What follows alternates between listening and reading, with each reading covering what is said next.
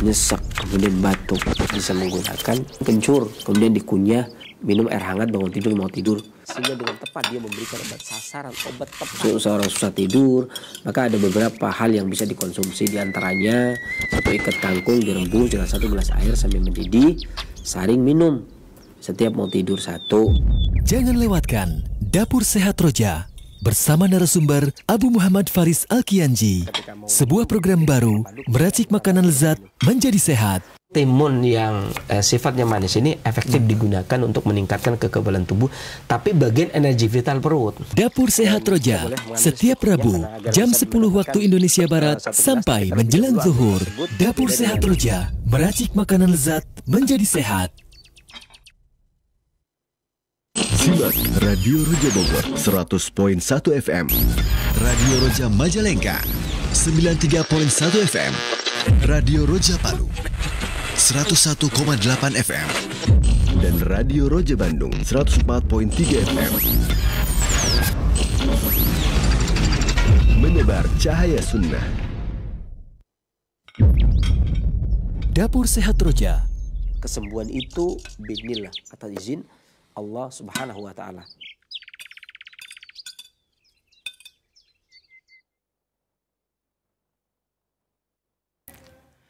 Bismillah. Assalamualaikum warahmatullahi wabarakatuh. Alhamdulillah hamdan katsiran thayyiban mubarakan fi kama yuhibbu rabbuna wa yardah. Asyhadu an la ilaha illallah wahdahu la syarika lah wa asyhadu anna Muhammadan abduhu wa rasuluh la nabiyya ba'da ma ba'd. Ikhwati Islam azakumullah, sahabat Roja dimanapun Anda bisa menyimak siaran kami. Apa kabar Anda di kesempatan Rabu pagi menjelang siang yang berbahagia ini? Semoga harapan sehat selalu buat Anda beserta keluarga. Dan alhamdulillah kita bisa bertemu kembali dalam program Dapur Sehat Roja, meracik makanan lezat menjadi sehat bersama narasumber kita Sensei Abu Muhammad Faris Al-Kianji hafizahullah, yang akan menemani kita semua hingga 1 jam ke depannya. Alhamdulillah Sensei sudah berada di studio. Dan kita sapa terlebih dahulu. Assalamualaikum warahmatullahi wabarakatuh, Sensei. Apa kabar? Alhamdulillah sehat ya. Barakallahu fiik. Nah, ikhwati Islam wajazakumullah, setelah penyampaian materi, silahkan nantinya Anda dapat bergabung bersama kami untuk bertanya seputar pembahasan atau keluhan penyakit dan kesehatan di line telepon 021 8236543 atau pertanyaan melalui pesan singkat di chat WhatsApp di nomor yang sama 0218236543. Baik, kita kembali ke Sensei. Sensei, pembahasan di kesempatan ini berkaitan dengan menambah nafsu makan ya. Dengan jus yang sangat sederhana, semangka, tomat, bahan-bahannya semangka dan tomat secukupnya, air secukupnya. Nah, berkaitan dengan nafsu makan ini Sensei, ini apa yang harus diwaspadai, kemudian apakah resep ini bisa untuk anak-anak dan dewasa juga? Baik, terima kasih. Bismillahirrahmanirrahim. Assalamualaikum warahmatullahi wabarakatuh. Waalaikumsalam. Alhamdulillah. Wassalatu wassalamu ala rasulillah wa ala alihi wa sahbihi wa man wala amma ba'd. Kaum muslimin rahimani wa rahimakumullah, para peminat Roja dimanapun Anda berada, syukur alhamdulillah kita panjatkan kehadirat Allah Subhanahu wa Ta'ala yang telah melimpahkan kurnia-Nya kepada kita, memberikan kepada kita kesempatan, kesehatan, sehingga hari ini kita bisa bertemu kembali, dipertemukan oleh Allah Subhanahu wa Ta'ala. Salat serta salam semoga selalu senantiasa Allah curahkan kepada junjungan kita Nabi besar Muhammad sallallahu alaihi wasallam, kepada para keluarganya, para sahabatnya, dan para pengikut yang selalu senantiasa istiqomah di dalam menapak sunnahnya di yaumul qiyamah. Dan adapun kemudian daripada itu ini sehabis lebaran ya, bulan Ramadan. Pembahasan tentang ini saya kira masih masuk karena kemarin itu setelah nggak berpuasa, kemudian sawalan itu banyak mengkonsumsi makanan yang kemudian menjadi ada permasalahan di perut, gitu kan? Ya, dalam hal masalah makanan dan minuman itu tidak lepas dari perut. Saya ingin mengambil pendapat dari buku literatur kesehatan klasik yang diterbitkan oleh kami. Buku ini di halaman 44 pasal 14, buku kondisi tentang perut, di mana seorang murid bertanya kepada gurunya, di dalam mengobati penyakit perut harus diperhatikan. apa yang diperhatikan tabiat masing-masing obat tersebut yang bersesuaian dengan perut. Ya. Dan berbagai gejala penyakitnya harus diperhatikan dengan seksama. Kemudian gurunya menjawab, sebenarnya obat tumbuhan aromatik itu paling menyebar sifatnya. Dan obat yang banyak mengandung mineral itu paling kuat dan keras. Dan kedua jenis obat ini ketika diformula itu tidak cocok bagi orang yang pemarah. Ini buku ditulis berapa? 1500 sebelum Masehi gitu ya. Kabarnya begitu. Jadi obat yang kalaupun ada gangguan perut, karena biasanya kenapa kok masuknya ke pemarahan dan sebagainya. Ini biasanya loh ya. Nggak tahu kalau kebiasaan ini berarti kan ada yang terjadi, ada yang tidak. Orang pulang kerja nih, lapar kan? Betul. Ternyata di rumah nggak ada makanan gitu kan. Dan biasanya kan emosi naik tuh, marah itu. Nah, ketika marah kemudian ngambek nggak makan kan jadi masalah di perut. Ini nggak nafsu makannya karena marah ini ya. Betul. Nah, seandainya dia kemudian terjadi permasalahan perut karena angin masuk duluan, maka orang yang seperti ini tuh tidak pas kalau diberikan obat yang aromatik. Artinya kenapa? Ya tadi karena dia gangguan perutnya karena ngambek tadi, kan? Marah tadi ya. Mesti ya, kan biasanya begitu tuh, keumuman begitu. Jadi beberapa di tempat kami, kami juga sempat terkenal di daerah kami ketika karena pulang itu nggak ada makanan, akhirnya tempat masak nasinya diinjak sampai penyok. Gitu. Begitu istrinya mau masak nggak ada lah, jadi tambah dongkol lagi kan. Kayaknya kayak gini tuh nggak bisa, jadi orang yang pemarah itu tidak cocok ketika terkena gangguan perut. Ya tadinya lapar sih, tadinya nggak. Tapi kadang-kadang kan orang ketika marah jadi nggak lapar, jadi nggak jadi makan, jadi padahal lapar banget. Jadi ini berarti bukan yang itu ya. Jadi jenis ini bukan ditawarkan kepada orang yang ngambek karena, iya maksudnya nggak mau karena bukan nggak nafsu makan, tapi memang dia nggak makan karena ngambek tadi. Kecuali sang pasien itu tenang dan lembut hatinya, sudah mulai reda gitu loh ya. Nah, itu boleh itu. Dan lebih baik jangan diberikan dua jenis obat ini, yang aromatik sama yang mineral. Kemudian bertanya lagi muridnya, kedua jenis obat ini sebaiknya tidak digunakan bagi pemarah. Mengapa demikian? Kata gurunya, karena kondisi marah itu panas, kemudian kasar, dan kondisi kasar dengan sifat yang kasar, obat ini justru akan mengganggu fungsi energi vital T-hal, perut kecil. Begitu. Jadi ada ilmiahnya ternyata. Jadi, kemudian bertanya lagi muridnya, apakah yang menyebabkan rasa sakit dan pembengkakan di leher yang diperparah dengan dada sesak dan perutnya kembung? Nah, ini menambah nih ketika bukan karena tidak nafsu makan tapi karena ada masalah. Nafsu makan pulang jadi udah nggak nafsu nih, kan itu kan kadang-kadang jadi begitu. Ini berarti obatnya harus tenang dulu, tenangkan dulu. Kenapa? Bahkan bisa jadi ketika tidak, ibaratnya gayung tidak bersambut, maksudnya nggak makan, itu tambah mangkal dia kan, tambah mangkal, tambah nyeri tenggorokannya, nyesek di dada gitu kan, kena angin perutnya kembung, nggak makan itu loh. Kemudian gurunya menjawab, itu adalah akibat berlebihnya panas energi di bagian atas tubuh.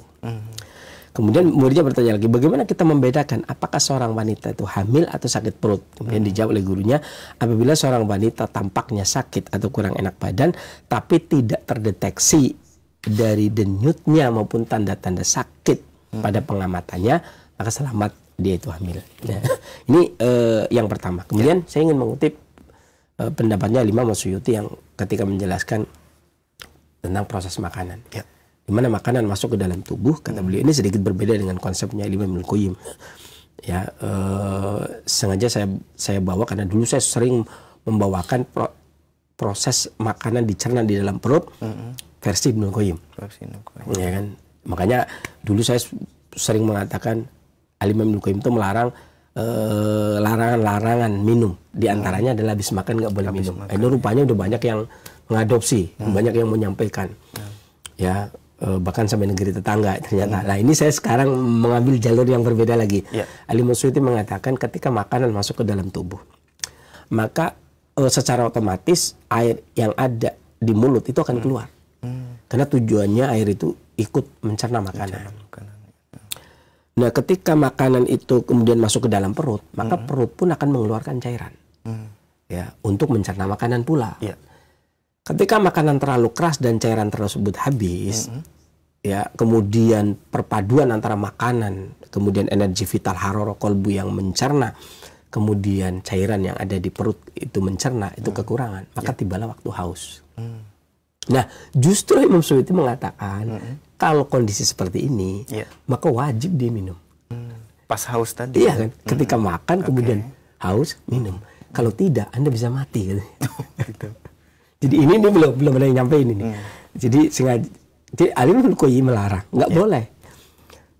Ya, kemudian Imam Suyuti nggak. Tapi kalau seandainya kemudian cairan itu nggak ada, kemudian yang dimakan nggak, itu kan yang kekurangan air itu kan mau nggak mau harus minum. Makanya kalau katanya kalau nggak kalian bisa mati, kata beliau.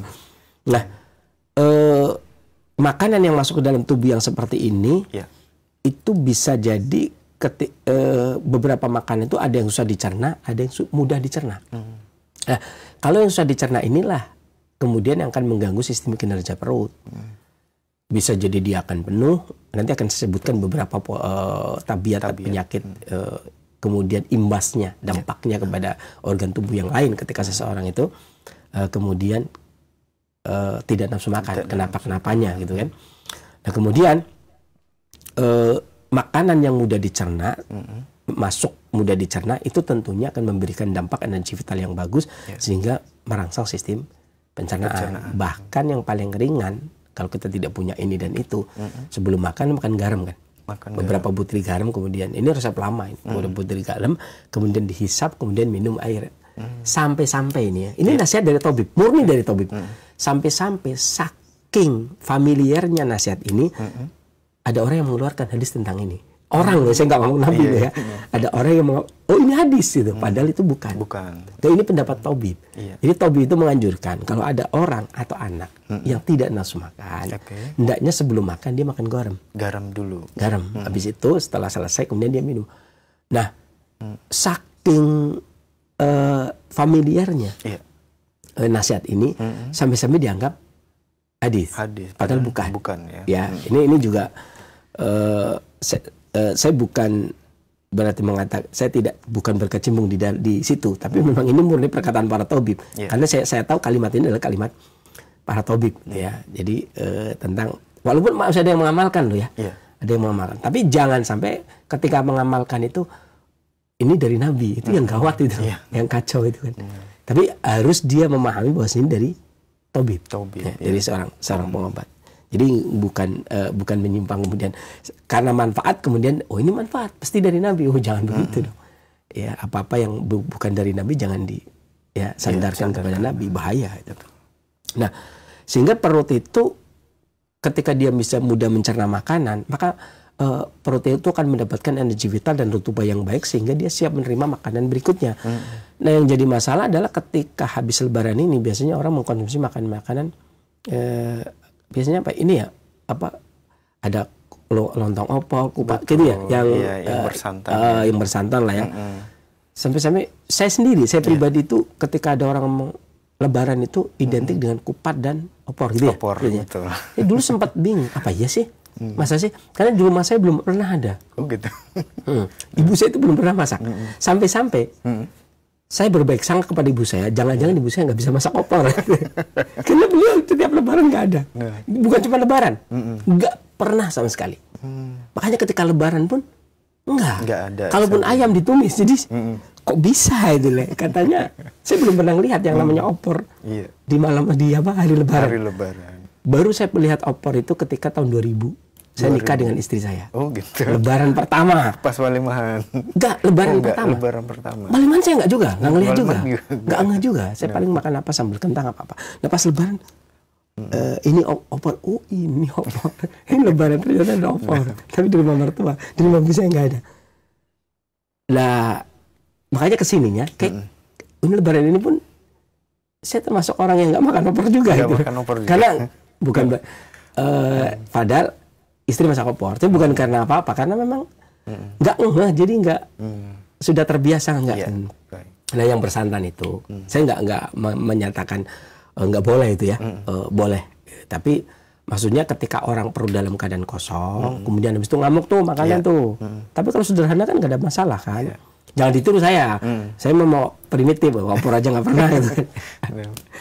Ya kan. Nastar baru kemarin saya. Nastar. Iya baru kemarin saya makan nastar. Jadi saya selama ini belum pernah. Ini tahun berapa? 2025. Ya. Semua itu umur 50 tahun baru. Jadi, tapi jangan ditiru ya, karena orang primitif itu jangan ditiru. Jadi lah makanannya yang numpuk biasanya entah itu lemak, dia nggak sadar. Itu kan mungkin makanan lezat ya, enak ya, gurih. Gitu. Habis siang itu nggak makan, langsung hap, perut jadi penuh, gitu kan, sehingga terjadi masalah gitu. Itu juga bisa menyebabkan malas makan. Berikutnya terjadi gangguan pencernaan, malas makan.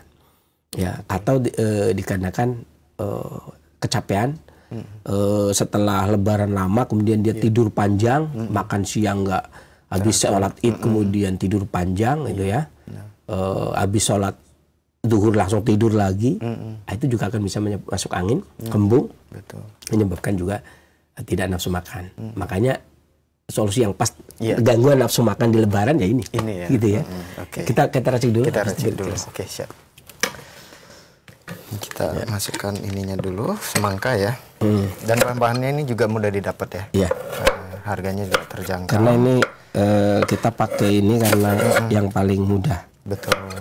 Dan ya memang lebaran ya. Jadi kalau ini memang sama ikut yang putih-putihnya juga ya. Ketimbang maksudnya rempah-rempah dan sebagainya, kita pilih ini saja kan. Nah. Kayaknya masih ada ya. Buahnya masih ada kan lebaran kan? Masih. Buahnya masih ada lebaran. Atau jangan-jangan nggak makan buah lagi.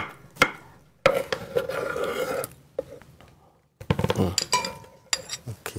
Dan tomat pun masih ada karena lebaran kan biasanya udah banyak tomat kan? Iya, ada stok juga di dapur ya.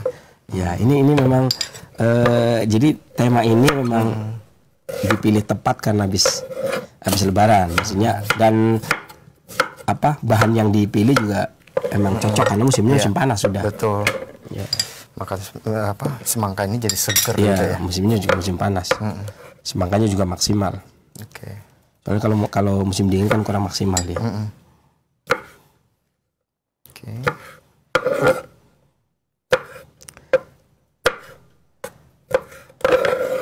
Ya, sip. Oke. Air. Oke, kita tambah airnya ya. Siap.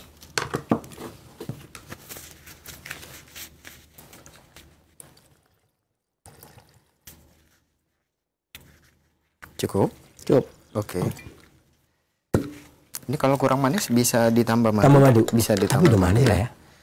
Soalnya semangka manis lah.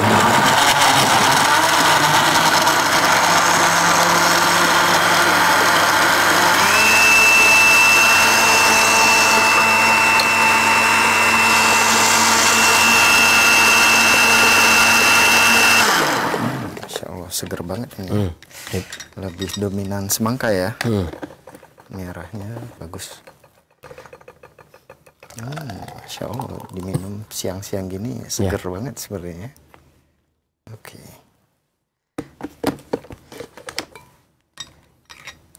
Alhamdulillah. Baik, kita lanjut lagi. Kita bahas ini dulu. Sebelum polanya. Semangka. Jadi penting saya sebutkan juga bahwasanya semangka itu menurut para pakar peneliti berasal dari daerah tropis dan subtropis, ini dari Afrika. Nggak apa-apa lah ya. Walaupun di Indonesia sudah ada, aneh juga kalau di Indonesia nggak ada. Ini PR bagi para peneliti Indonesia, biar dia meneliti semangka itu milik kita gitu loh ya. Jangan milik orang lain. Yang kemudian menyebar di daerah-daerah tropis lainnya dan tumbuh liar di tepi jalan. Nanti bayangkan, dia tumbuh zaman dulu tumbuh liar di tepi jalan. Kok bisa dari Afrika. diklaim katanya dari Afrika, padahal Indonesia itu tumbuh di tepi jalan. Masa sebelum ditanam itu dia tumbuh di tepi jalan. Memang saya masih ingat betul di tepi jalan. Bahkan di padang belukar dan di pantai maupun laut. Perasaan harusnya Indonesia punya itu ya. Tapi nggak apa-apa. Dan semangka ini banyak beberapa komentar di mana semangka itu dingin pada tingkatan pertama, lembab pada tingkatan pertama. Yang di daerah-daerah Timur Tengah biasanya dikombinasi dengan kurma. Gitu kan. Ini bisa digunakan untuk mencapai tubuh yang ideal, ya kan? Kemudian juga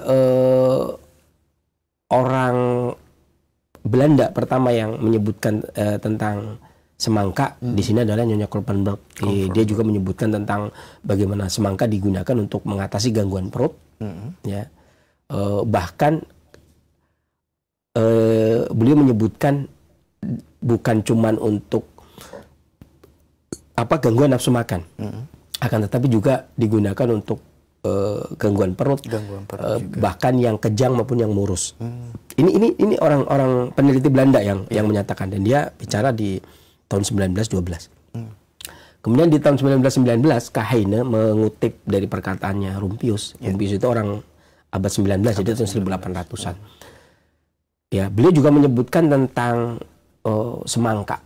Ya, panjang lebar menyebutkan tentang semangka yang seperti mentimun yang digunakan juga. Ya, makanya gimana prosesnya Afrika ke sini, padahal orang-orang Eropa saja ketika datang ke sini sudah ada semangka. Ya. Dan semangka ini memiliki sifat yang sejuk, dingin pada tingkatan pertama, kemudian lembab pada tingkatan pertama. Rasanya manis, menguatkan perut, baik tihal maupun maidah. Dan ini tujuannya adalah untuk meningkatkan energi vital ke organ maidah maupun tihal, sehingga ketika ada angin bisa membuang angin, ketika ada timbunan bisa membuang timbunan, ketika ada lemak kemudian meluruhkan lemak, membuang lewat buang air besar, sehingga mengobati kembali seseorang yang kurang nafsu makan, mengembalikan.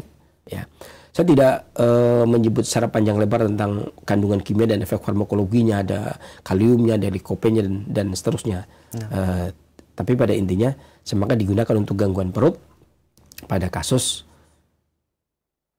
berbagai macam gangguan perut, karena dia menguatkan energi vital tihal dan energi vital maidah, perut besar dan perut kecil. Ini yang pertama. Kemudian yang kedua, tomat. Tomat ini termasuk,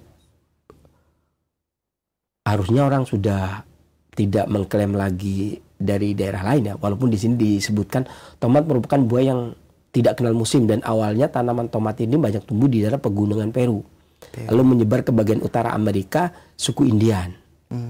Jadi sekali lagi, selanjutnya tanaman tomat tersebar sampai ke daratan Eropa. Ya, kemudian Spanyol, ya, memberi nama Podo de Moro. Kemudian di Italia disebut Podomoro. Ternyata Podomoro dia. Ya, kemudian juga baru menyebar ke Perancis. Kemudian juga menyebar ke Cina. Cina juga ya. Ya, aneh juga nih. Dan dia di dalam kandungannya dia lebih kenal dikarenakan likopennya juga. Dia rasanya agak asam, manis sedikit asam, sifatnya dingin, menguatkan hati untuk membuang angin. Bagi orang yang tidak nafsu makan karena kembung, ini tomat. Kalau tadi semangka meningkatkan nafsu makan dikarenakan tumpukan makanan. Karena membuang. Ini dikarenakan kembung angin. Karena ada dua, karena timbunan balgam atau karena dikarenakan angin. Semangka maupun tomat. Boleh ditambah madu bagi yang kayaknya kurang manis. Beberapa hal yang disebabkan karena nafsu makan berkurang disebabkan karena beberapa gangguan. Pertama adalah dikarenakan astenia energi vital. Seseorang yang lemah energi vitalnya bisa saja muncul gangguan tidak nafsu makan. Bahkan tidak nafsu makan itu membuat orang lemah energi vitalnya. Jadi bisa jadi gangguan nafsu makan dulu, tidak nafsu makan, habis itu karena tidak banyak makanan kemudian melemahkan energi vital. atau dia tidak nafsu makan karena lemah energi vitalnya, nggak bisa mencerna makanannya. Tidak bisa mencerna. Ya. Di antara gejala yang muncul selain tidak nafsu makan adalah feses yang lengket atau diare. Kemudian pusing disertai pusing, kemudian ada pembengkakan di apa ini? Cekungan ya, bawah mata. Kemudian jiwanya merasa lelah, nafasnya sesak dan suaranya serak dan pendek, sakit kepala berat yang muncul, kemudian kelelahan diakibatkan kerja. Nah, ini biasanya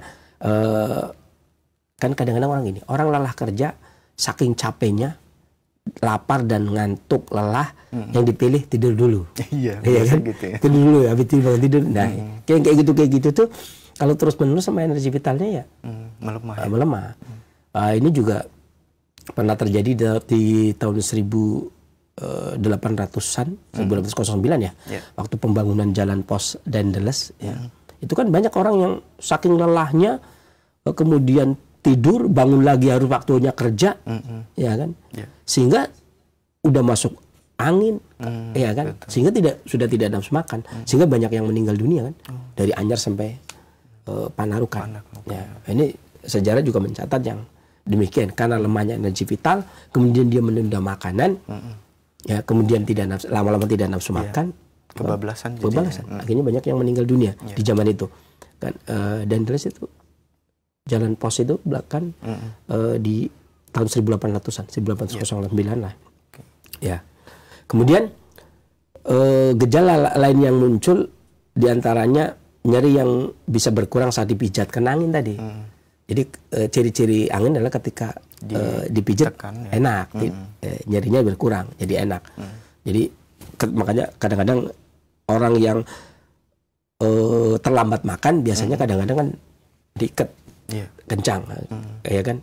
Di mana Nabi SAW pernah belum makan kemudian ikat pinggangnya dikencangin, jadi beberapa lubang gitu. Karena kalau lapar mau nggak mau harus dikencangin kan, ikat pinggangnya dikencangin. Karena kalau tidak anginnya masuk, ya kan. Kemudian bisa sakit kepala berkepanjangan, kemudian sulit menahan ujung jari tangan dan kaki dingin, kekurangan berat badan, lama-lama kurus kering. Dan tadi saya katakan di dalam sejarah banyak juga yang meninggal karena kasus kondisi seperti ini. Makanan yang efektif digunakan selain tomat dan semangka adalah anggur, kemudian lengkeng, kemudian gula gandum, ikan kerapu, ikan selar, ikan kembung, beras ketan. Ini pilih yang ada ya. Kemudian kentang, apel, ya, mentimun, boleh juga mentimun sebagai pengganti semangka. Kemudian ikan gurame. Jadi nggak nafsunya melihat ikan gurame dibakar sama sambal kecap rajangan cabai, gitu kan. Kan iya, jadi nafsu gitu ya. Ikan mas, wortel. Ini pilih yang mana yang suka ya. Kacang merah, kemudian kacang kara, kemudian jali, biji jali, royal jelly, buncis. Kemudian bawang putih, oseng buncis juga bagus. Kemudian ubi merah, ya, kemudian kurma. Nah, tadi saya juga sempat katakan kadang-kadang semangka itu pasangannya kurma. Kemudian daging kambing, ya, nggak lapar-laparnya lo lihat sate kambing ya. Kemudian rebus siam dan gula batu. Masih ada waktu? Masih sedikit lagi. Kemudian yang kedua, itu tidak nafsu makan dikarenakan timbunan dahak yang panas kemudian bergolak naik ke atas. Bahkan kalau dikasih makan bisa muntah, bisa keluar. Gejala yang muncul selain tidak nafsu makan adalah susah buang air kecil. Kemudian lapar tapi tidak selera makan. Lapar tapi tidak selera makan karena ini panas naik. Ya, bahkan maniak, artinya kayak orang gila. Jadi nggak sadar, telinganya berdenging, tuli, tidak bisa tidur karena sesak di dada. Di antaranya yang bagus adalah setiap mau tidur minum air garam. Selain semangka dan tomat, bisa menggunakan lobak, kemudian tehnya bunga krisan, kemudian pakai rebung, lauknya rebung. Cemilannya kurma, kemudian minumannya jahe, boleh juga lada hitam atau lada putih, kemudian asparagus dan pir. Kemudian yang ketiga adalah ini yang biasa, yang paling umum, tidak nafsu makan karena gangguan pencernaan. Gejala yang muncul selain tidak nafsu makan adalah perut yang nyeri, ya, yang teramat dengan keinginan untuk dipijat, ya. Kemudian atau bisa jadi perut yang kram, sendawa dengan napas yang tidak sedap, kemudian sesak dan tidak nyaman di dada dan perut, bahkan bisa jadi terjadi diare dan konstipasi, mencret dan sembelit. Jadi maksudnya mencret dan sembelit itu kepingin BAB terus, tapi nggak, yang keluar paling kayak ingus gitu loh, sedikit. Tapi terus menerus, tapi BAB-nya itu nggak keluar, yang keras itu nggak keluar, tapi keras. Jadi makanya disebutnya diare. Jadi dia BAB terus, kepengin terus keluar, tapi yang keluar sedikit, lendir aja gitu ya. Makanya, tapi nggak usah BAB gitu. Makanya ya ke belakang terus, makanya disebutnya diare dan sembelit. Rasa panas di telapak tangan, pencernaan yang kurang baik, kemudian selain tidak selera makan, dia juga menyukai minuman panas, tetapi minum sangat sedikit. Kemudian enak perutnya, ya karena banyak angin. Kemudian nyeri di bagian lambung dengan rasa yang bengkak dan rasanya itu begah kenyang. Jadi ngelihat makanan udah kenyang aja. Ya. Kemudian sakit perut dengan feses, kalau ketika dia keluar sedikit kering, kemudian baunya busuk. Bahkan ketika ada jangankan makanan, sedikit minum, misalkan minuman terlalu banyak aja, dia akan memuntahkan cairan yang bening. Ya. Selain tomat dan semangka, efektif yang digunakan adalah gandum, kemudian biji wijen, mau hitam mau putih boleh, kemudian biji jarak, kemudian kapulaga diseduh kemudian diminum, kemudian kalau masak dibikin pedas, cabai lah, ya. Kemudian kacang, kemudian sereal kayak gandum dan seterusnya, kemudian lada atau jahe, kemudian buahnya ada anggur, ada nangka, kemudian minum teh panas, dan semangka atau tomat itu bisa dibikin kudapan selain dibikin jus. Cukup atau masih lagi, bisa lagi? Cukup sih. Oke, demikian, mudah-mudahan bermanfaat. Selanjutnya untuk saya tanya, saya serahkan pada antum. Silakan. Baik, jazakallahu khairan saya atas penjelasan materi yang sangat bermanfaat di kesempatan ini berkaitan dengan meningkatkan nafsu makan. Nah, ikhwati Islam azakumullah, silahkan bagi Anda yang ingin bertanya secara langsung, kami buka kesempatan di line telepon 0218236543 atau pertanyaan melalui pesan singkat di cas WhatsApp di nomor yang sama 0218236543. Baik, untuk pertanyaan pertama kita coba angkat di line telepon 0218236543. Ya, silakan.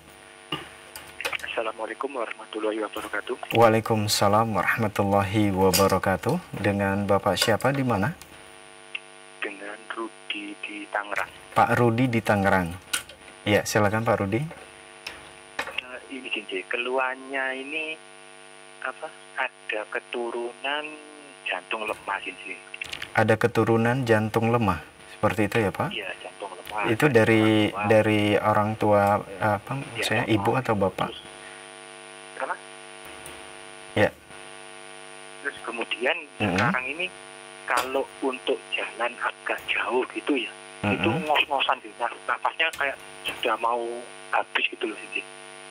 Baik. Jadi kan saya naik tangga ke lantai 1, lantai 3 itu, lantai 2 itu udah ngos-ngosan gitu sih. Nah itu bisa solusinya. Yang mengklaim jantung siapa? Taunya jantung. Kenapa? Taunya jantung dari mana, Pak? Oh, dulu orang tuanya soalnya meninggal karena jantung lemah. Oh, baik. Lagi mengkonsumsi apa? Gejalanya sama. Oh, gejalanya sama. Bapak lagi mengkonsumsi apa? Kita dulu orang tuanya kayak gitu, sini dia juga kayak gitu juga. Enggak, Bapak lagi mengkonsumsi apa sekarang? Kayak gitu. Kenapa? Sekarang Bapak lagi mengkonsumsi apa? Oh, bukan saya, ini teman saya. Oh, nggak teman. ada konsumsi, nggak ada konsumsi. Hah? Kenapa, Pak? Maksudnya nggak ada konsumsi obat gitu maksudnya? Iya. Oh, nggak ada. Tidak konsumsi obat apa-apa. Baik. Soalnya cuman ini kan penyakit dari orang tua belum pernah kontrol ke dokter juga nggak ada gitu. Cuman dibiarin aja gitu. Cuman kalau berjalan dikit langsung capek, itu ngos-ngosan gitu aja. Iya. Baik. Mau solusinya gitu ya. Baik. Assalamualaikum warahmatullahi wabarakatuh. Waalaikumsalam warahmatullahi wabarakatuh. Silakan sih. Ya. Tadi juga ada gejala gangguan nafsu makan yang sampai dada nyeri, nyesek dan ngos-ngosan juga. Di antaranya yang direkomendasikan adalah buah kapulaga. Ya kan? Kapulaga 3 biji kemudian diseduh pakai air 1 cangkir, air panas boleh ditambah dengan madu kemudian diminum. Hindari beberapa makanan dan minuman yang menambah sesak. Ya, dan biasanya lah begini saya susah ngomongnya, cuman biasanya orang yang nyesek itu dia tahu. makanan apa yang kemudian membuat sesak. Itu yang dihindari. Ya, jadi selain kapulaga apakah yang lain boleh? Jahe boleh, lada boleh. Itu juga meningkatkan stamina dan juga melonggarkan pernapasan. Dan kalau belum ada pemeriksaan dari para penyehat ataupun para pengobat yakni dokter, ya nggak bisa kemudian diklaim apakah ini paru, apakah ini jantung. Tapi baiknya ya cuma ngomong ngos-ngosan, sesak napas dan sebagainya. Jadi walaupun orang tuanya jantungan, tidak bisa mengklaim seperti itu ya kan. Harus ada pemeriksaan terlebih dahulu ya. Iya, harus ada pemeriksaan terlebih dahulu. Makanya saya tadi tanyakan tahunnya dari mana. Kalau cuman orang tuanya jantung, gejalanya sama, belum tentu gitu belum kan. tentu ya. Harusnya dicek dulu. Kalau seperti itu kan pengobat itu enak banget, dokter maupun kami para penyehat itu enak banget. Jadi tinggal nanya saja kan. Apa pokoknya, oh ya udah nggak usah meriksa kan. Makanya ternyata pasien itu masing-masing kan tetap dilakukan pemeriksaan. Apalagi anak dan bapak itu tetap berbeda, bukan cuman dari sisi fisik, tapi dari sisi tabiat apa yang dikonsumsi, itu kan. Kemudian juga olahraganya dan sebagainya, itu kan pasti berbeda. Betul. Mungkin orang dulu lebih teratur hidupnya, sakit tapi lebih teratur hidupnya. Orang sekarang mungkin lebih tidak teratur. Ya, itu tentunya akan menjadi hal yang merubah perbedaan itu, menjadikan perbedaan itu pasti ada, gitu ya. Karena tidak ada klaim ya, maksudnya tidak jelas itu dari mana. Saya hanya memberikan resep untuk melonggarkan pernapasan dan meningkatkan agar tidak gampang capek. Walaupun kalau tadi jelas ada riwayatnya, kan ada beberapa resep-resep yang di rumah sakit Bethesda tradisional akhir itu yang kemudian mengatakan digunakan untuk gangguan jantung mengipas itu ya, obat-obat untuk jantung mengipas, istilah mereka. Istilah mereka. Tapi ini sekarang nggak familiar. Gejalanya seperti yang dikatakan tadi, tapi nggak boleh mengeklaim sebelum ada diagnosa. Jadi ya sama aja dengan kan statusnya itu kayak kasus hukum. Jadi nggak bisa mendakwa kalau jaksa penuntut umum nggak bisa menuntut kalau belum jelas rentetan semuanya, data harus detail lah, baru oke, kemudian hakim memutuskan jeder, oh berarti ini ibaratnya belum final ya keputusan. Makanya apa yang saya sampaikan juga boleh menggunakan kapulaga, itu juga melonggarkan pernapasan, meningkatkan stamina juga, menghilangkan kecapean. Boleh juga pakai jahe ya. Kalau orang Jawa seringnya kalau gangguan seperti itu yang sesak ngos-ngosan kemudian gampang capek, itu cabai puyang, cabai Jawa dan puyang. Orang sekarang lebih praktis jahe. Ya, demikian mudah-mudahan Allah angkat penyakitnya dan bermanfaat bagi para pendengar dan pemirsa yang lainnya selanjutnya. Amin. Baik, terima kasih jazakallahu khairan Sensei atas jawabannya. Semoga bermanfaat untuk penanya Pak Rudi yang berada di Tangerang. Nah, silakan ikhwati Islam azakumullah, bagi Anda yang ingin bertanya secara langsung di line telepon 021 823 6543 bertanya seputar keluhan penyakit atau kesehatan. Ya, silakan. Halo, assalamualaikum. Waalaikumsalam warahmatullahi wabarakatuh. Dengan Ibu siapa, di mana? Saya dengan Ibu Mila di Tangerang Selatan, Ciputat. Iya, silakan Ibu Mila. Iya, Pak Ustadz mau tanya, ini ibu mertua saya kemarin habis kena pneumonia sama meningitis. Lalu saat ini kondisinya sudah pulih, tapi jadinya tidak nafsu makan. Tapi beliau ini memang dari kecil tidak nafsu makan, jadi berat badannya itu sangat-sangat minim. Dengan tinggi 152, beratnya cuma 30 Pak Ustadz.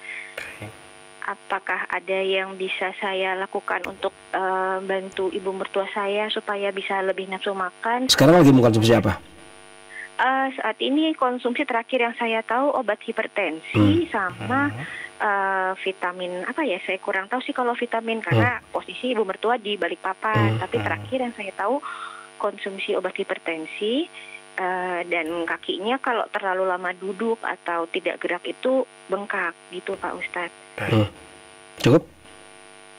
Iya, sudah itu aja. Mohon ditunggu jawaban dari Sensei, Ibu.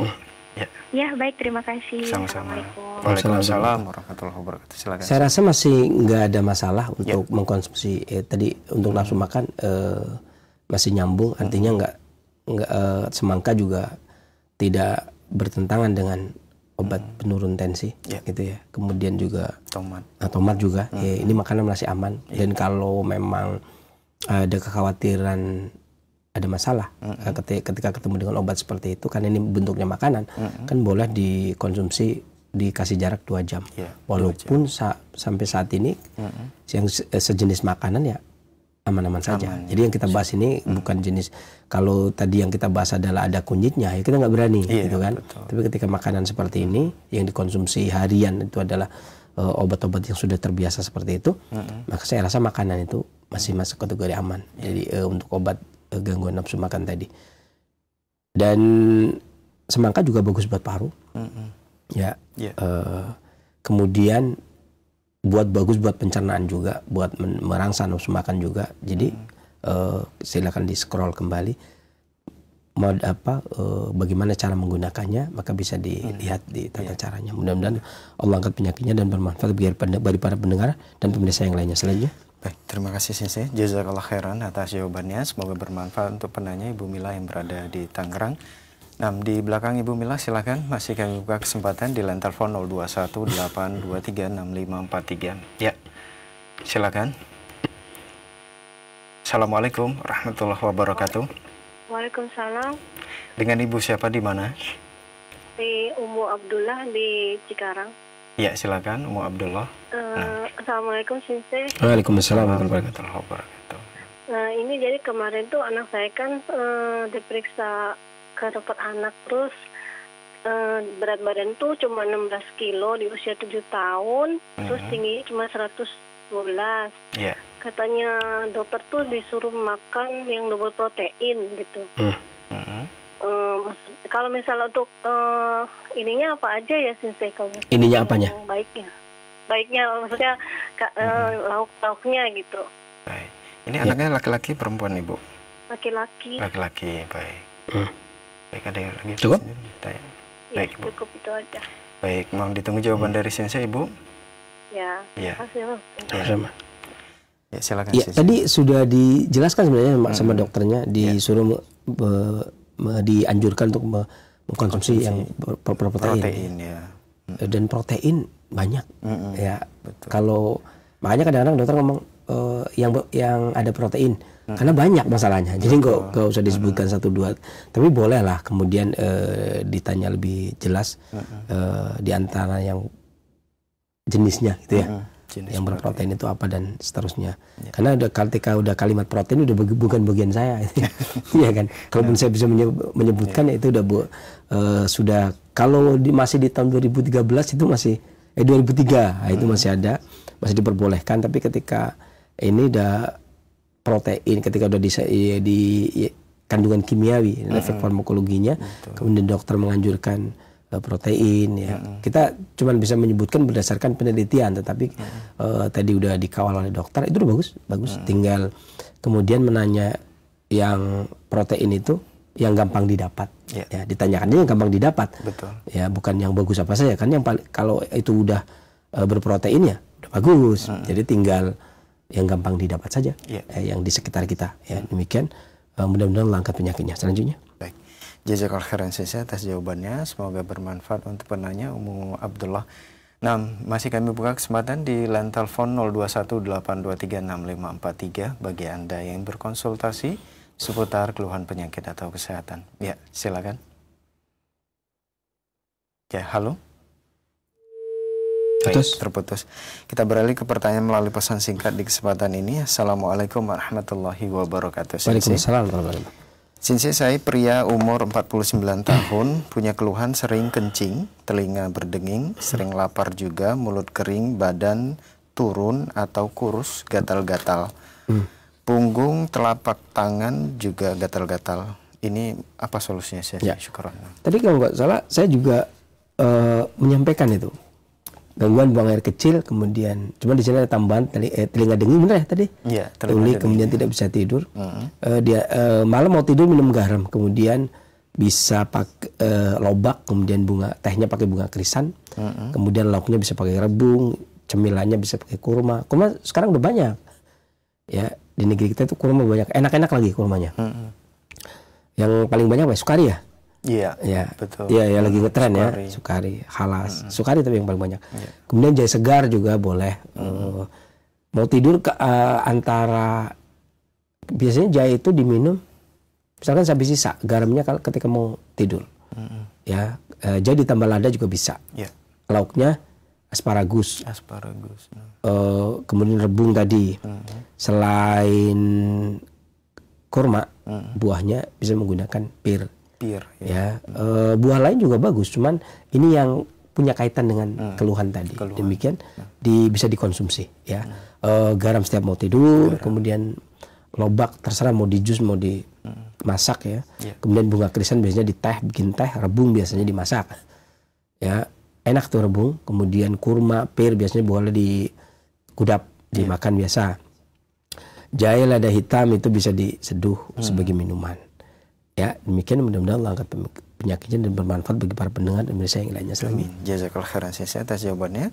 Semoga bermanfaat untuk penanya dan kita semua yang menyimak. Pertanyaan berikutnya dari Umur Raudo di Serang, Banten. Assalamualaikum warahmatullahi wabarakatuh. Waalaikumsalam warahmatullahi wabarakatuh. Sensei, kalau untuk anak usia 1,5 tahun dan 3,5 tahun, apakah resep nafsu makan ini bisa diaplikasikan terhadap kedua anak tersebut? Qadarullah sekarang si kecil sedang demam dan batuk pilek, jadi sering nolak kalau diberi makan. Mohon solusinya. Iya, memang kalau untuk anak-anak ini kayaknya kalau tadi kan nggak mau dikasih makan, tapi ini harusnya masuk, ya kan? Dan semangka juga penurun demam. Tapi bagi anak-anak kalau memang namanya juga anak-anak ya, tambah madu, ya oke lah tambah madu ya. Agar lebih manis. Ya, lebih suka juga anak-anak karena madu juga obat batuk. Semangka juga penurun panas. Ya, bolehlah tambah madu ya. Demikian mudah-mudahan Allah angkat penyakitnya dan bermanfaat bagi para pendengar Indonesia yang lainnya selain. Amin. Jazakallahu khairan Sensei atas jawabannya, semoga bermanfaat untuk penanya. Pertanyaan berikutnya dari Pak Ahmad di Bogor. Assalamualaikum warahmatullahi wabarakatuh. Waalaikumsalam warahmatullahi wabarakatuh. Sensei, bapak saya umur lebih kurang 80 tahunan, suka beser, kadang malam hari sampai berkali-kali ke WC. Ini apa solusinya Sensei? Syukurna. Biji bunga lamtoro. Lamtoro itu apa? Pete Jawa, pete Cina. Yang kecil-kecil itu, yang biasanya di pinggir jalan. Apa sih namanya? Bener kan lamtoro ya? Bahasa sininya apa? Kalau bahasa daerah saya itu pete Cina namanya. Pete Cina. Tapi kalau nggak salah sih di sini kalau bahasa Indonesia lamtoro. Pete lamtoro yang ibinya kecil-kecil. Kalau kering kecoklatan.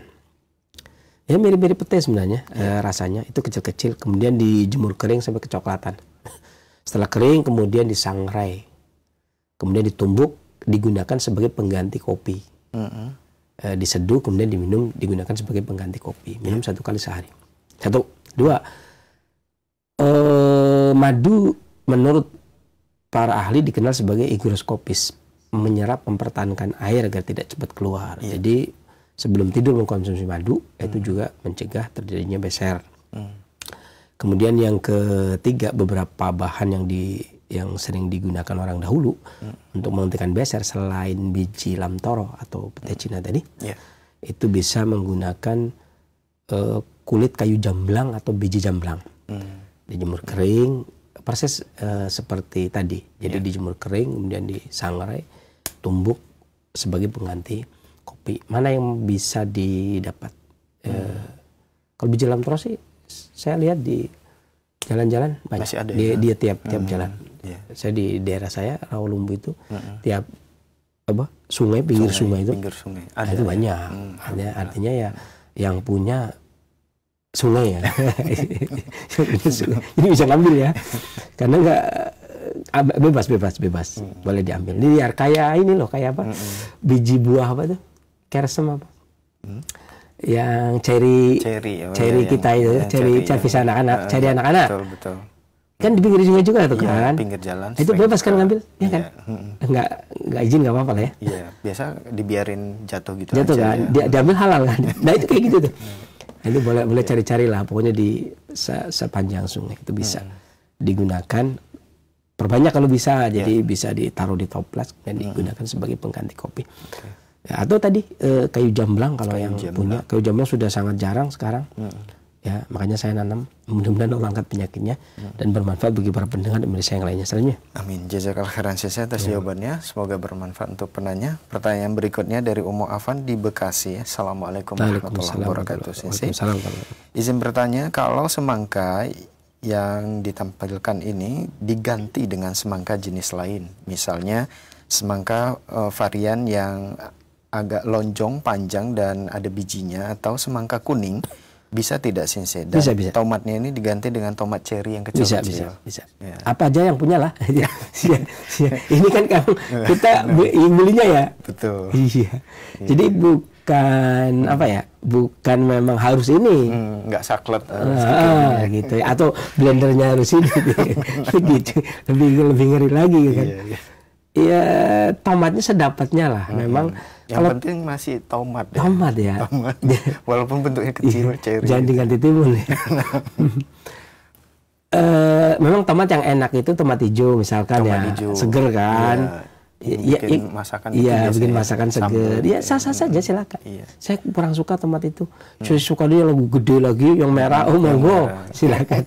Tahu ya. Kemudian semangka yang itu lah macam-macam, ada yang kuning, ada yang tanpa biji, ada yang tanpa biji. Ya, dulu saya pernah hadir di penanaman semangka yang sekian ratus hektar itu. Iya, Masya Allah. Sampai ketika makan aja cucinya semangka di daerah Cilacap itu. Cilacap. Iya, itu tadi macam-macam. Jadi sampai orang Jepang datang untuk belajar. Kita sampai bagaimana caranya agar semangka isinya biji semua. Oh gitu. Iya. Hanya satu semangka itu biji semua. Biji semua. Iya, penuh bijinya. Penuh. Atau yang tanpa biji ya. Tanpa itu dulu biji. saya sempat pernah ketika ya namanya juga anak pelajar, jadi kadang-kadang bertugas kemana-mana. Iya. Bebas ya. Asal semangka sendiri beli. Betul. Ya halal ya. Demikian mudah-mudahan angkat penyakitnya dan bermanfaat bagi para pendengar dan yang lain. Selanjutnya. Baik, jazakallahu khairan atas jawabannya. Semoga bermanfaat untuk penanya. Pertanyaan berikutnya dari Assalamualaikum warahmatullahi wabarakatuh. Waalaikumsalam warahmatullahi wabarakatuh. Saya pria umur 40 tahun di Jakarta Pusat, keluhan tangan kebas, kesemutan dan sering nyeri. Ini mohon solusinya Sensei. Anak muda sebenarnya.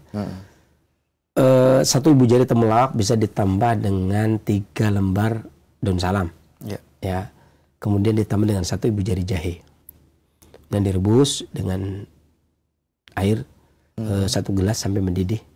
Kecilkan apinya, biarkan sekitar 10 menit. Kemudian minum setiap mau tidur. Minum setiap mau tidur. Ya, demikian mudah-mudahan Allah angkat penyakitnya dan bermanfaat bagi para pendengar Indonesia yang lainnya. Selanjutnya. Amin. Jazakallahu khairan atas jawabannya. Semoga bermanfaat untuk penanya. Pertanyaan berikutnya dari hamba Allah, tapi di sini sepertinya ini ikhwan ya. Assalamualaikum warahmatullahi wabarakatuh. Sensei. Waalaikumsalam warahmatullahi wabarakatuh. Sensei, keluhan saya air seni berbusa dan agak bau pesing. Ini gejala apa dan mohon solusinya, Sensei? Kalau gejala apa harus periksa dulu. Walaupun seringnya kalau dalam beberapa versi sih biasanya kencing berbusa itu tingginya kreatin dan urium kan. Tapi ya nggak boleh menetapkan seperti itu. Apalagi saya harus ke dokter dulu. Harus ke dokter. Gejala apa ini? Ya kalau saya ya gejala kencing berbusa. Iya kan? Gejalanya kencing berbusa. Bisa kalau kan belum periksa ya, belum cek ya. Kalau mau tahu silakan dicek. Ya. Sebelum tahu apakah itu gagal ginjal, apa itu kreatin urium dan sebagainya, itu sebelum cek ya, itu bisa menggunakan pisang batu. 1 buah, kemudian direbus dengan 1 gelas air sampai mendidih, kecilkan apinya biar menjadi 1/4 gelas, kemudian saring, minum 1 kali sehari setiap mau tidur. Demikian mudah-mudahan Allah angkat penyakitnya dan bermanfaat bagi para pendengar dan pemirsa yang lainnya. Selanjutnya. Ya, amin. Jazakallahu khairan Sensei atas jawabannya. Semoga bermanfaat untuk penanya. Pertanyaan berikutnya dari Pak Yusman di Cibubur. Assalamualaikum warahmatullahi wabarakatuh. Waalaikumsalam warahmatullahi wabarakatuh. Izin bertanya, telapak kaki saya panas dan terasa tebal dan terasa sampai betis. Apakah ada ramuan herbal untuk ini Sensei? Syukron. Pak Yus itu Sumatera ya? Yusman di Cibubur. Iya. Cibubur sini. Biasanya Yus Sumatera ya. Bapak bisa menggunakan satu tanaman meniran. Meniran. Kalau bahasanya Pak Yus mungkin apa? Gendong anak apa ya? Gendong anak. Gendong anak apa? Meniran kalau di toko-toko herbal banyak ya, teh meniran ya? Iya. Ada. Kalau teh meniran berarti satu kantong teh itu. Kemudian ditambah dengan daun salam 3 lembar. Kemudian ditambah dengan temulawak 1 ibu jari. Ya. Kemudian direbus dengan air 1 gelas sampai mendidih, kecilkan apinya agar menjadi setengahnya. Kemudian seharing diminum setiap mau tidur. Demikian Pak Yus, mudah-mudahan Allah angkat penyakitnya dan bermanfaat bagi para pendengar dan pemirsa yang lainnya. Selanjutnya. Amin. Jazakallahu khairan Sensei atas jawabannya. Semoga bermanfaat untuk penanya. Pertanyaan berikutnya dari hamba Allah. Assalamualaikum warahmatullahi wabarakatuh. Waalaikumsalam warahmatullahi wabarakatuh. Sensei, saya mau tanya untuk masalah perut anak saya usia 1 tahun 10 bulan. Apakah resep yang dibahas saat ini bisa diperuntukkan untuk anak saya? Dan saat ini anak saya sedang diare. Terima kasih. Ini bukan obat diare ya? Bukan. Nafsu makan. Iya.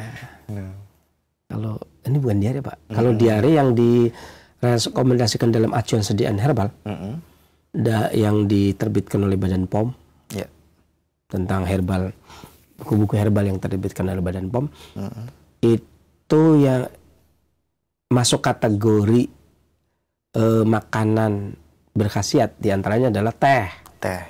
Teh itu kalau di buku acuan tidak disebut sebagai obat diare, tidak disebut sebagai obat diare, karena dia makanan penghenti diare judulnya. Ya, begitulah teman-teman saya menyusun. Jadi makanan penghenti diare bukan obat penghenti diare. Saat bikin teh yang kental, kemudian karena anak kecil bikin yang manis, kemudian diminumkan sekitar 1 sendok makan setiap BAB. Ya, demikian mudah-mudahan Allah angkat penyakitnya dan bermanfaat bagi para pendengar dan pemirsa yang lainnya. Selanjutnya. Baik, jazakallahu khairan Sensei atas jawabannya. Semoga bermanfaat untuk penanya. Pertanyaan berikutnya dari Ummu Ahmad di Depok. Assalamualaikum warahmatullahi wabarakatuh Sensei. Waalaikumsalam warahmatullahi wabarakatuh. Sensei, ini bagaimana takaran semangka dan kurma untuk program diet? Berapa kali harus diminum? Syukron. Berapa kalinya? 1 kali, 2 kali cukup. 1 sampai 2 kali. Kan tergantung nanti ya. Tergantung berat badan berapa kan. Jadi kalau nggak terlalu, kalau umumnya terus badannya nggak terlalu apa ya, gemuk gitu ya. Sekali itu cukup lah. Sekali itu cukup. Cuman kan kita nggak tahu. Iya kan.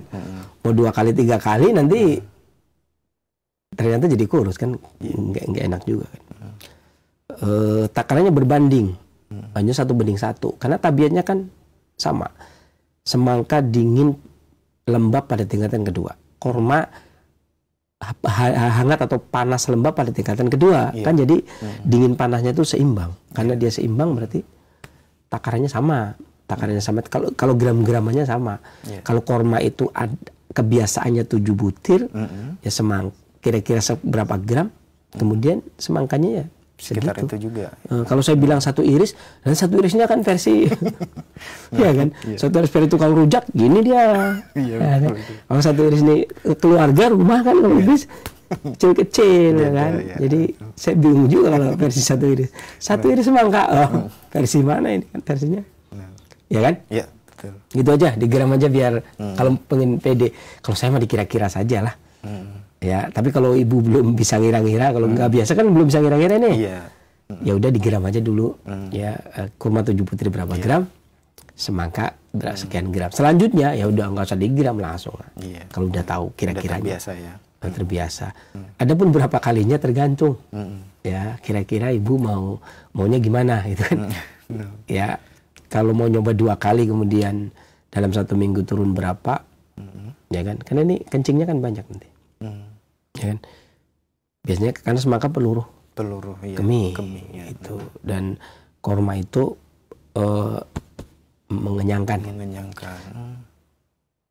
Biasanya kan begitu, 7 butir aja kenyang ya. Iya. Tapi jangan dibilang, loh kok orang yang nyangkul 7 butir nggak kenyang, beda ya. Jangan ya, kalau nyangkul kan nggak gemuk. Iya. Ya, jadi petani, tukang panggul, ya pekerja kasar ya, jangan lah itu 7 butir yang nggak kelas. Iya. Kenapa kok nggak dimakan, kok di blender loh, di blender ya kalau bisa, karena kita orang Indonesia itu nggak terbiasa makan korma. Bukan perutnya yang nggak kuat, giginya yang nggak kuat. Ya kan, kalau nggak ini juga Ibnu Qayyim kan juga mengatakan begitu, bagi orang yang tidak terbiasa giginya sakit, gusinya bengkak, kata Ibnu Qayyim dulu. BAB-nya sembelit bagi yang nggak terbiasa. Nah, saya biasanya bercermin begitu. Saya nggak bisa mengatakan, oh saya biasa dong, ya jangan begitu. Kan yang biasa orang Timur Tengah tiap hari. Lalu kalau kita biasa cuma tiap Ramadan doang, iya, musiman. Iya, musiman kan nggak biasa namanya, ya nggak? Iya, betul. Kalau begitu ya mendingan di blender, ya kan? Di blender bareng kemudian dimakan. Jangan kalau dimakan terus ya giginya ngilu, gusinya sakit, BB-nya sembelit dan sebagainya. Bukan kurus, meriang malah. Ya, kalau bisa cari aman itu begitu. Kecuali bagi orang yang memang tiap hari makan korma. Iya. Ya kan. Kalau saya kenapa nggak tiap hari? Karena memang dari kecil aja korma nggak masuk daerah saya. Kampung saya itu nggak ada korma. Korma Madinah baru pertama kali masuk itu tahun 2000. Pertama kali ada buka bersama, saya dapat kiriman korma dari Jakarta. Di Yayasan Jakarta ngirim korma, nyembeli kambing 2 korma, itu baru. Sehingga mereka, korma kok begini? Masyarakat kampung aja bingung, korma kok begini? Biasanya kan yang keras ya, yang jadi kalau sekarang udah bagus semua sih, udah sampai ke kampung-kampung, ya banyak pilihan. Tapi kan kebiasaan itu kita nggak tahu. Kalau Anda tiap hari makan korma, boleh dimakan, semangka sama korma. Tapi kalau nggak, mendingan di blender bareng. Demikian, mudah-mudahan bermanfaat juga bagi yang lainnya. Selanjutnya. Baik, jazakallahu khairan atas jawabannya, dan itu merupakan pertanyaan kita terakhir. Mungkin ada sebagai ikhtitam atau penutup, silakan. Iya. Ingin menambahi saja beberapa hal tentang gejala-gejala yang muncul ketika seseorang itu tidak nafsu makan. Bisa jadi dikarenakan hati limpa tidak harmonis. Hati limpa tidak harmonis itu biasanya orang yang suka begadang. Betul kan? Orang yang suka begadang juga kadang-kadang susah makan. Iya, betul. Iya kan? Nggak mau makan. Jadi biasanya kalau suruh sarapan mendingan tidur daripada sarapan. Orang yang begadang. Itu. Gejala yang muncul selain itu adalah pembesaran di perutnya bengkak, perutnya nyeri, kemudian perutnya rasa dikeros-keros ya, berputar kayak butar ususnya. Kemudian terjadi diare kronis, masuk angin banget itu. Diare muncul tepat setelah nyeri perut. Jadi nyeri banget, habis itu baru mencret. Jiwanya terasa lelah. Lelah dalam BAB maksudnya. Ketika dia mencret itu lelah dia. Karena berkali-kali. Ya, saya dulu waktu disuruh untuk tajribah penelitian masalah ini, Allahu Akbar. Sampai-sampai ngayalnya seandainya punya WC jongkok, WC duduk, itu enak banget. Soalnya kalau 20 kali itu, pertama kali BAB dulu. Karena dulu kita di tempat perguruan kan, mesti ada yang, ini nih, siapa yang mau uji tajribah? Saya yang paling kecil diuji. Diuji BAB 20 kali. Benar-benar pegel. Lelah. Benar lelah jiwanya. Nah, ini saya gambarkan jiwanya lelah. Saya tulis jiwanya lelah. Karena termasuk saya pernah ngalamin seperti itu. Aduh, belum boleh minum obat lagi. Kacau banget. Rasa nikmatin dulu katanya. Ya udah, oke lah. Nggak mati nggak, kata senior ya, udah lah, namanya junior ya, di pelonco biasalah. Kemudian itu sampai pinginnya ini harusnya WC-nya duduk ini. Saya sampai ngayal nanti kalau punya rumah WC-nya, kalau punya rumah sendiri WC-nya duduk, atau rumah ibu WC-nya duduk. Ternyata sampai sekarang nggak mau WC duduk karena jiwanya udah nggak lelah itu ya. Ya nggak mencret. Lapar dengan tidak selera makan, lapar banget BAB terus, kemudian lapar. Karena tadi angin doang, haus akan tetapi inginnya minum saja. Yang bagus ada gula coklat, jeruk bali, jeruk mandarin, jeruk bagus nih, apel, ikan gurame, yang pedas tapi, ikan mas, wortel, tongkol, jagung, atau jagung yang muda, kacang merah, kacang kara, kemudian jali, kentang, royal jelly, buncis, bandeng laut. Bandeng laut itu kuro namanya. Jadi bandeng yang hidup di laut, bukan bandeng yang hidup di air tawar. Tawar ya. Ya, sungai, kolam. Kolam bukan. Kemudian ubi merah. Rasanya enak. Ini juga bisa satu lagi sebagai penambahan, karena lembab melilit limpa, rasanya tidak nyaman di dada, selain tidak selera makan, kemudian diare yang datang dan pergi, diare dengan feses yang berair, jadi ketika buang air sor gitu dong. Kemudian terjadi perut itu rasanya kayak ada bengkak, ada benjolan-benjolan, rasa berat di kepala seperti ditutup sesuatu, berat tubuhnya tidak nyaman, disertai dengan penyakit kuning, menyukai minuman yang panas, ada enak dan ingin muntah, bahkan muntah, rasa kenyang dan tidak nyaman pada perut. Kemudian ketika meludah, ludahnya rasanya lengket dan manis.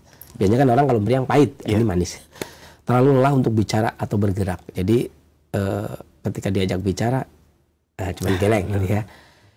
Yang bisa digunakan diantaranya ikan gurame, ikan emas, tongkol jagung, kacang merah, jali, dan rebung. Dan pada prinsipnya perut itu ada yang mengatakan, kata Haris Ibn Kalada, perut itu rumah penyakit. Ingat, ini kata Ibnu Qayyim bukan hadis. Saya pernah mengatakan seperti itu, kemudian ini hadisnya dhaif, bukan hadis. Ibnu Qayyim mengatakan itu bukan hadis, itu perkataan Haris bin Kalada. Haris bin Kalada mengatakan perut itu rumah penyakit. Ini seorang tabib, ya, lulusan Jundesahpur. Jadi di zaman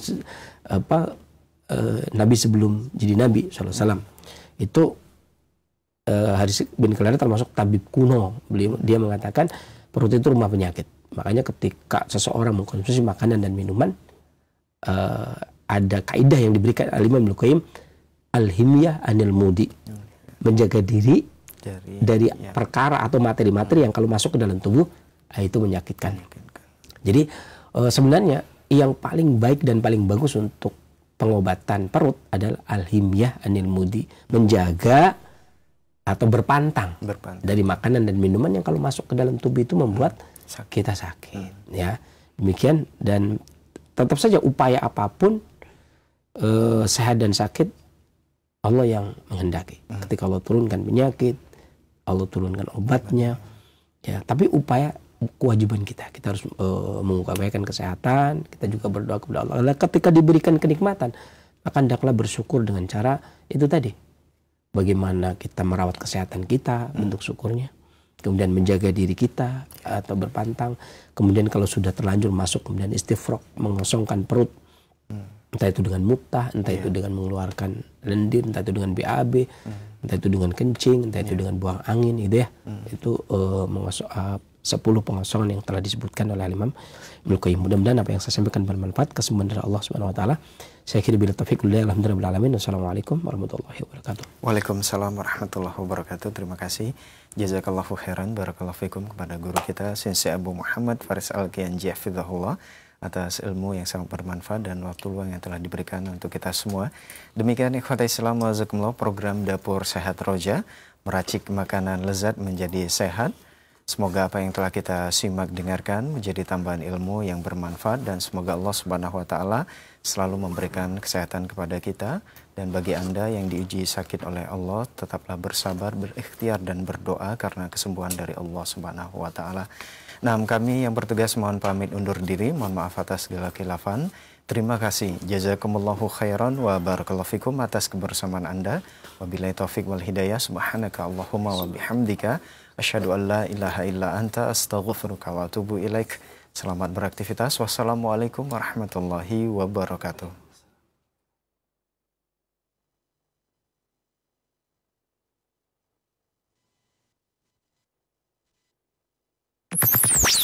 Roja TV, saluran tilawah Al-Quran dan kajian Islam.